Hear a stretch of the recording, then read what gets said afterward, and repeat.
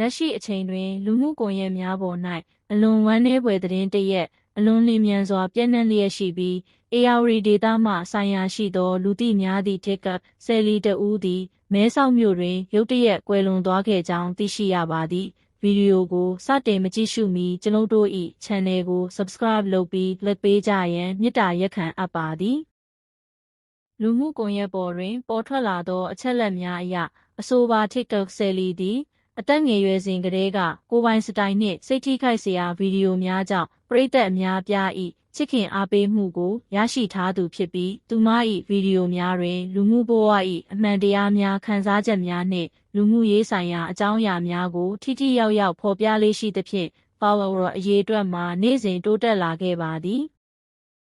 သတင်းများအရသူမသည်အချိန်အနည်းငယ်ကြာမဲဆောက်မြို့တွင်နေထိုင်လျက်ရှိခဲ့ပြီးထိုနေရာတွင်ပင်ယခုကဲ့သို့ဝမ်းနည်းဖွယ်ကွယ်လွန်မှုဖြစ်ပွားခဲ့ကြောင်းသိရပါသည်ထိုသတင်းကြောင့်သူမ၏ပရိသတ်များသာမကလူမှုကွန်ရက်တစ်လွှားရှိအသုံးပြုသူများအားလုံးကိုလည်းအလွန်ဝမ်းနည်းစေခဲ့ပြီး TikTok နှင့်အခြားသောလူမှုကွန်ရက်များပေါ်တွင်ဝမ်းနည်းကြောင်းဖော်ပြသည့်စာများဆုတောင်းပေးသည့်စကားများကိုများစွာတွေ့မြင်ရပါသည်လက်ရှိအချိန်ထိအဆိုပါကွယ်လွန်မှု၏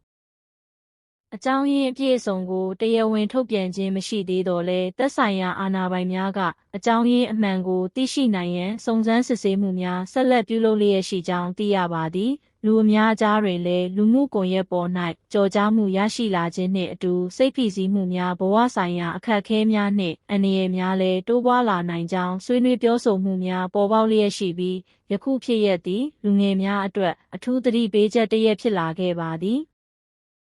ကြည့်ရှုသူများအားအသိပေးလိုသည်မှာယခုဗီဒီယိုတွင်ဖော်ပြထားသည့်အချက်အလက်များသည်လူမှုကွန်ရက်များနှင့်အစောပိုင်းသတင်းများအပေါ်အခြေခံထားခြင်းဖြစ်ပြီးတရားဝင်သတင်းအချက်အလက်များထပ်မံထွက်ပေါ်လာပါကချက်ချင်းတင်ပြပေးသွားမည်ဖြစ်ပါသည်နောက်ဆုံးအနေဖြင့်ကွယ်လွန်သူအားအေးချမ်းစွာနားရစေကြောင်းဆုတောင်းပေးလိုပြီးသူမ၏မိသားစုဝင်များမိတ်ဆွေများနှင့်ချစ်ခင်သူများအားဤအလွန်ကြီးမားသောဝမ်းနည်းခြင်း၏